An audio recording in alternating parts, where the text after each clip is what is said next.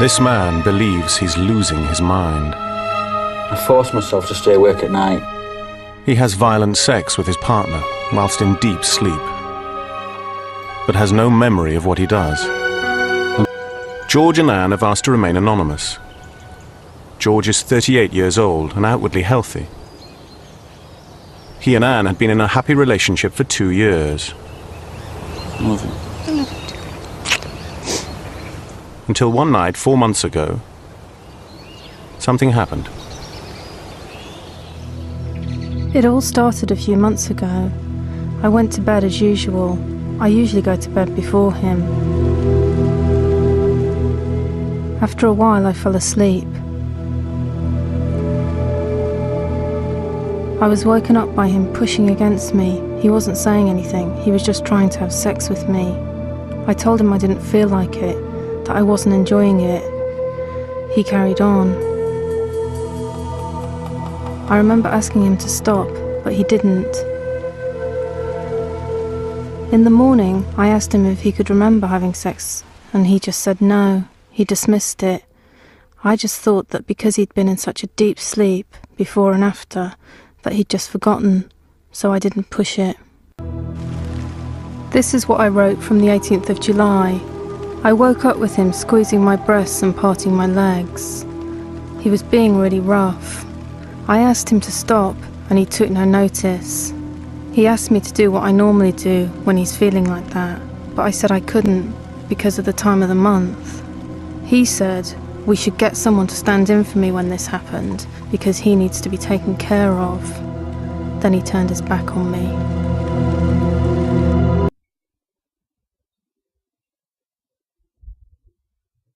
Just woke up from a good night's sleep, feeling well rested.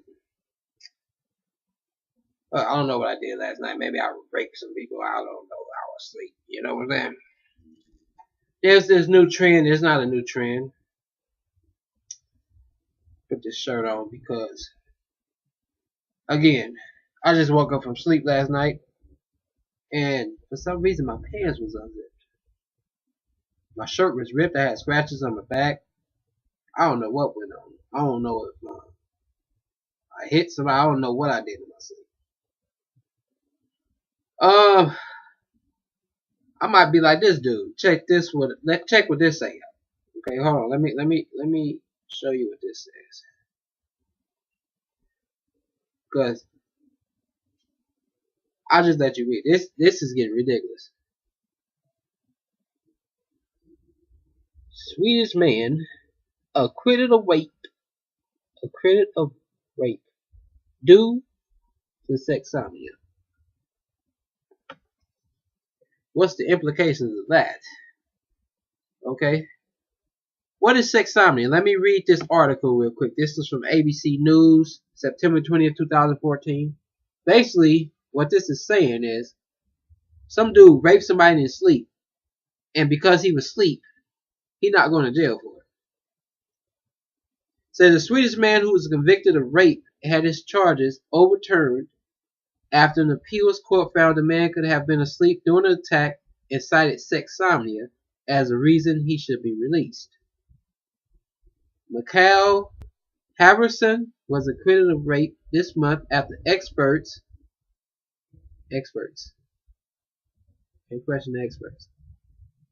said he was asleep during the attack and had no memory of the incident.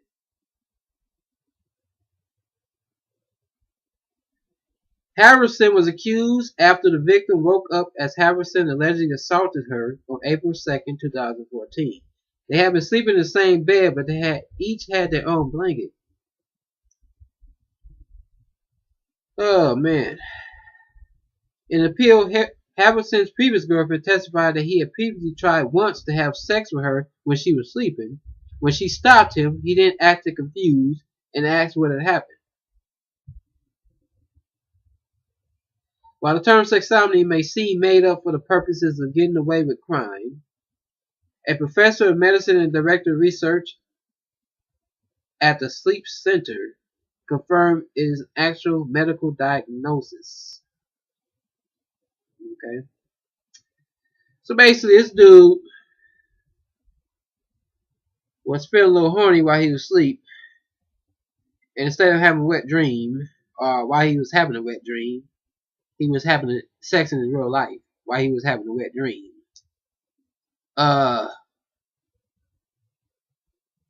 Him and his girlfriend were sleeping in the same bed but under different covers.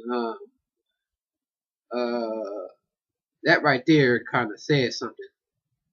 You in the same bed but sleeping on a different cover. You might be sleeping in a different bed. I don't get the different covers, but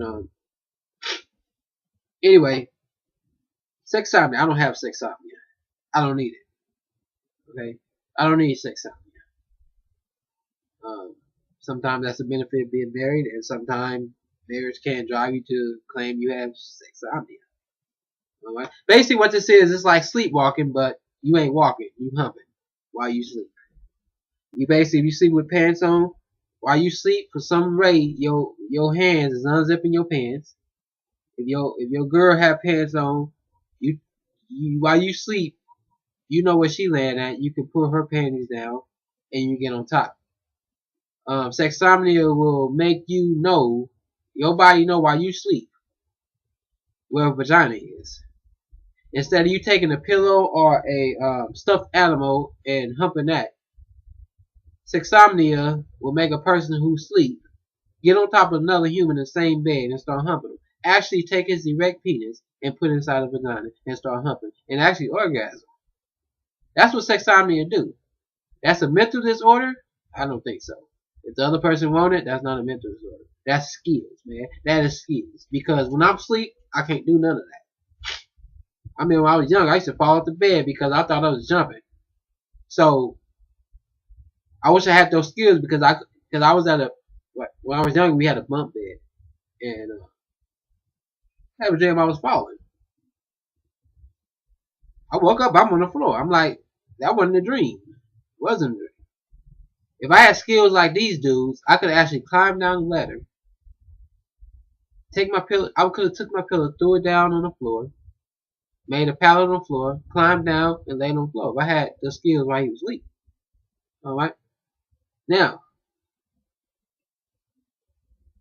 the thing about this day and age is, people don't take responsibility for themselves. This dude, his previous girlfriend, said he tried that mess with her. She stopped him. He said, what happened?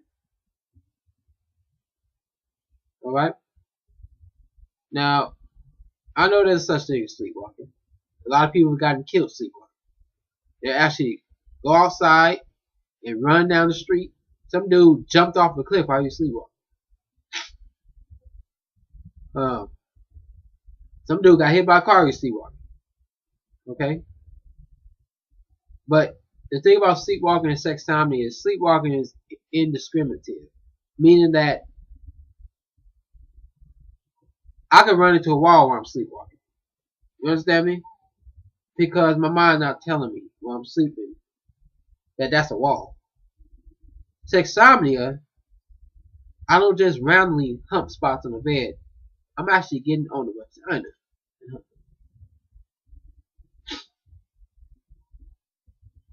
Okay?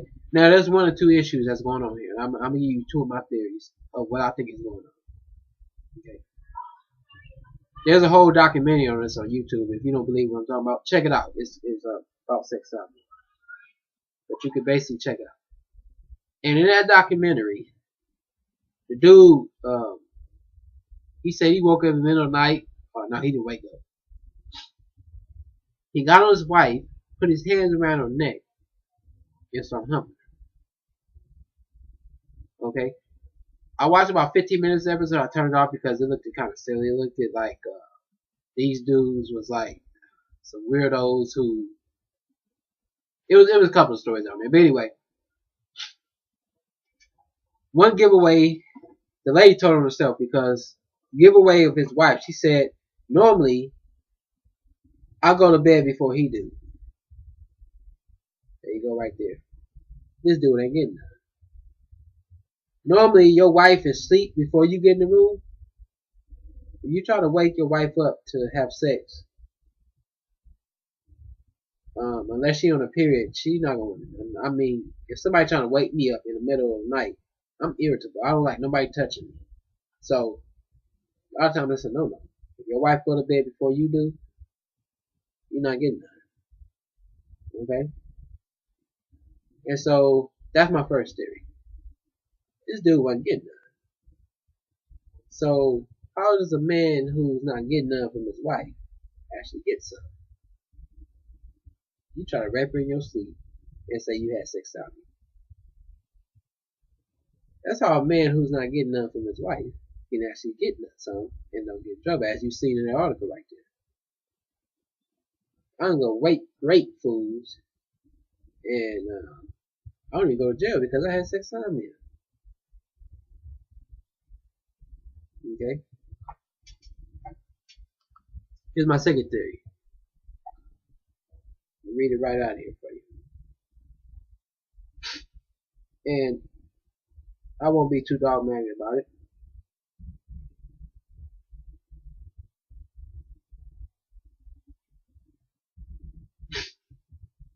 Here's my second theory.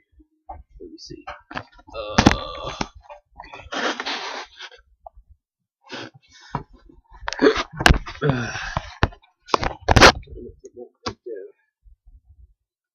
Okay.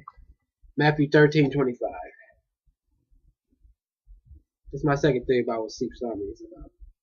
First one, I'm gonna stick to the first one. I think that's what's really going on. These dudes ain't getting none, and they about to explode. They about to get blue balls, and so I need to blame it on something that ain't me. All right. Matthew 13:25.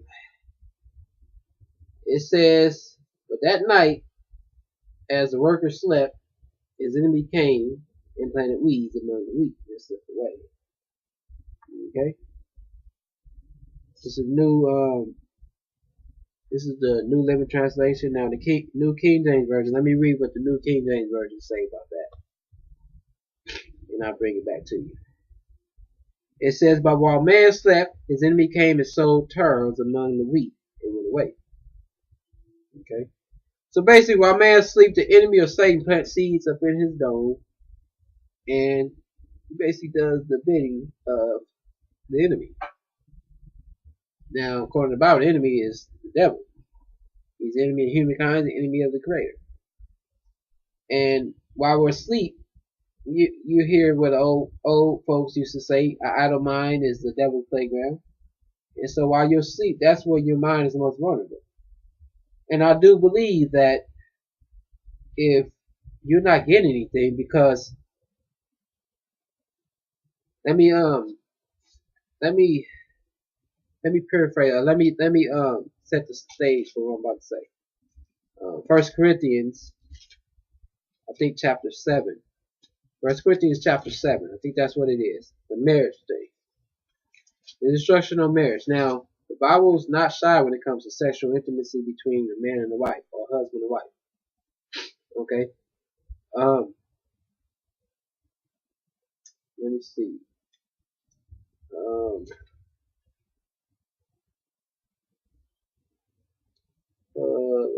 see.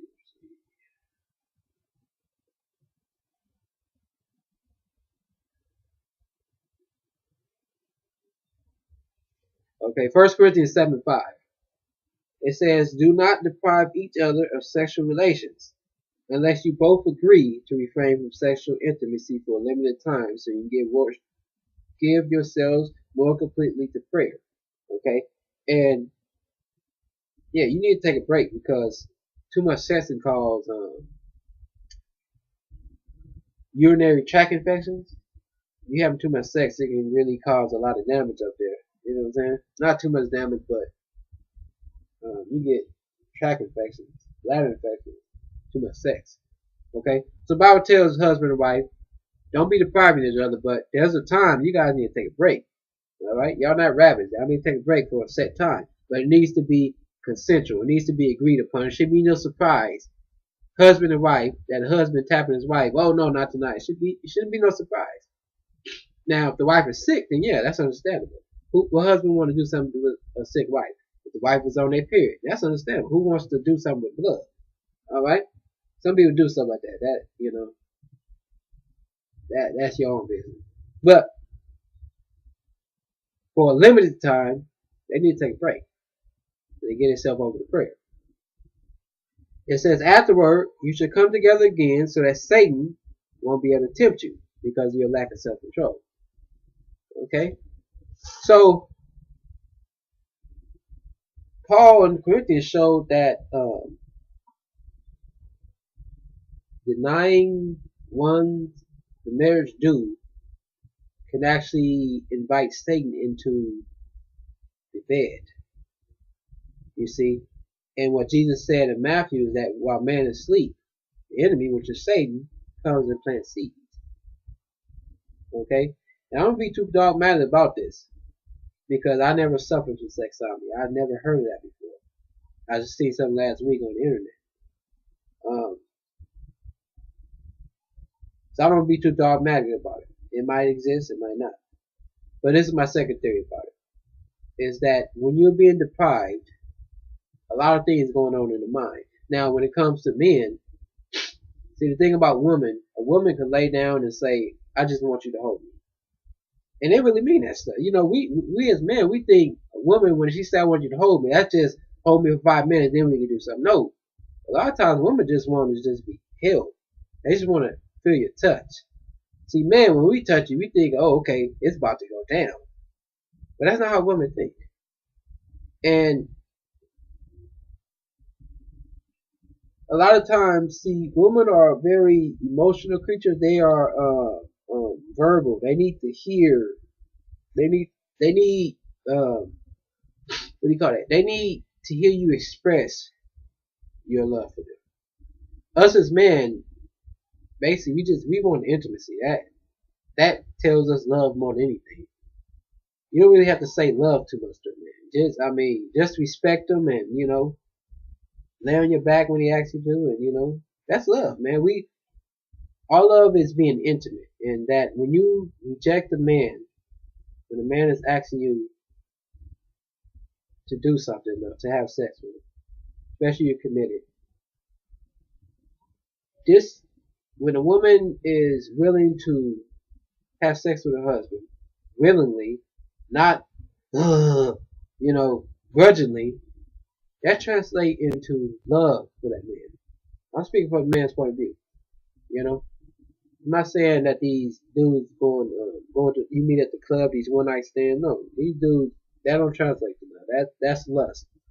But you're a committed relationship. This dude said I do to you, then you already know this dude has love for you. So for a man, for his wife to show love to him will basically be the sexual part, the sexual intimacy. You see, you can tell a man you love him, but to us, we don't think like women. A lot of women think that our brains are the same. We don't have the same brain. We don't think the same. Okay? I can tell my wife I love her all day. If I say that, something goes into their emotions. I come home every day to my wife. But if I don't say I love her, then a lot of times she's going to start looking somewhere else for somebody to tell her that. If I don't affirm her, I could be married to a woman for 60 years, never cheat on her, never lay a hand on her. But that don't mean she won't have an emotional affair on me because I never affirmed her. You know what I'm saying? And so, bringing it to the man, if a husband is asking his wife over and over again, baby, come on, let's make love.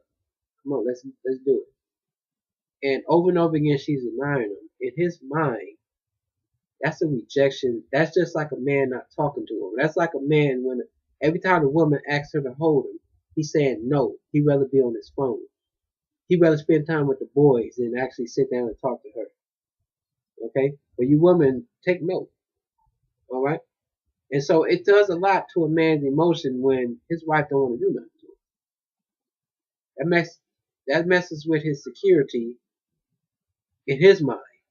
That why doesn't my wife want to be intimate with me? Okay? And so it leaves room for Satan to get into the bed with you guys. Alright? And so while he's asleep, and while he's having a wet dream because his scrotum is filling up.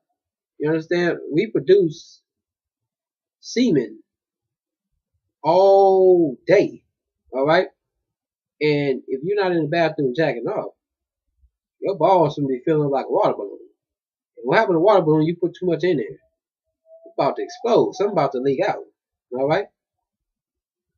And you're going to sleep. And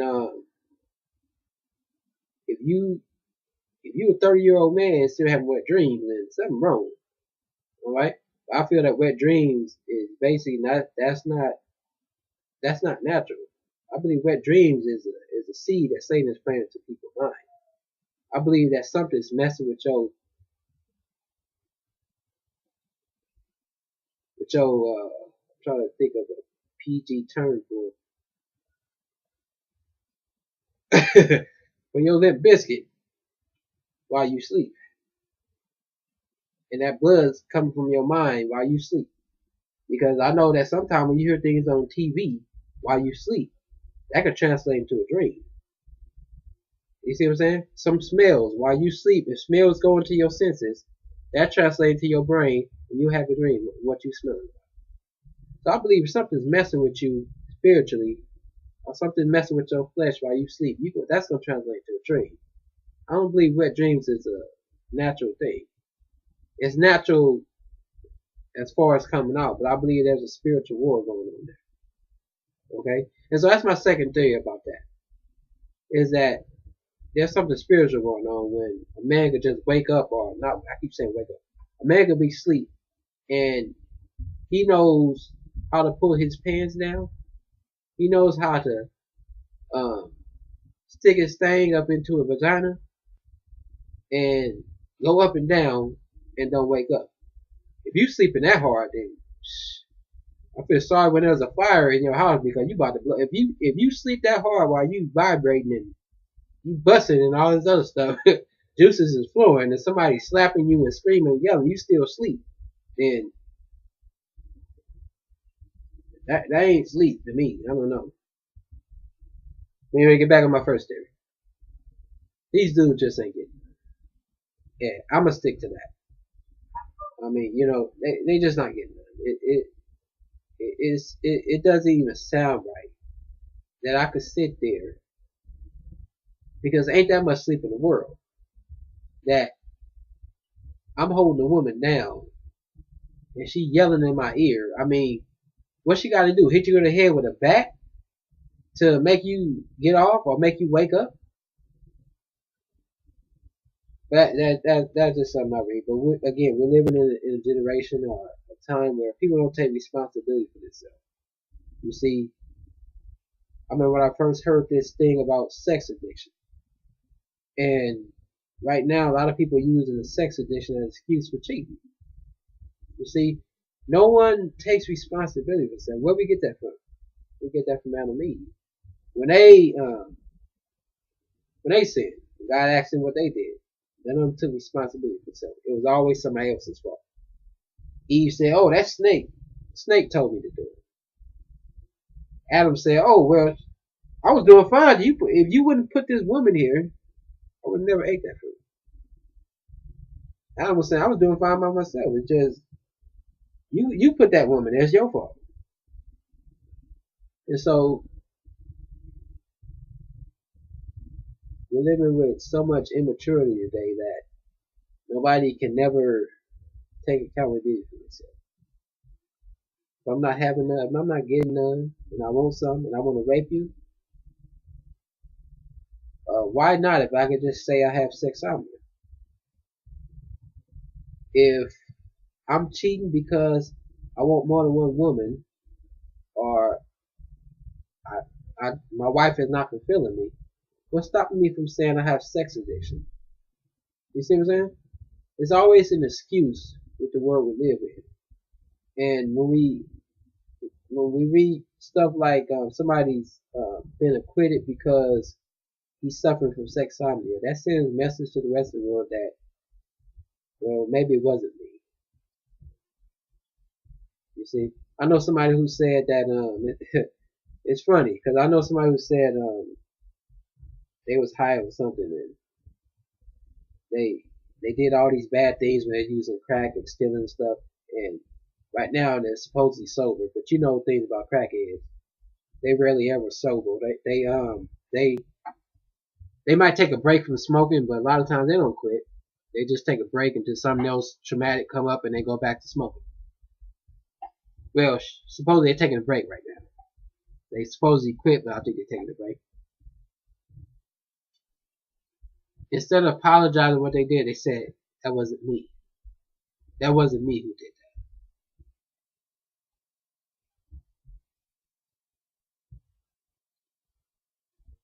It was you. It was you who did that. What do you mean to tell me the drugs caused you to become a robot? It was you that did that. But, because we don't want to feel guilty, because remember, with knowledge comes responsibility. And with responsibility comes accountability. And when you take accountability for your actions, that requires change. A lot of people want to do that. They're lazy. And then they also want to look bad. It affects their ego. And so, to sum up what I'm basically saying, because I'm just rambling on, we live in a generation where everyone wants to be comfortable in their own life. Let me sin in peace. If I do anything wrong, it's not my fault. I can't help it. So don't judge me.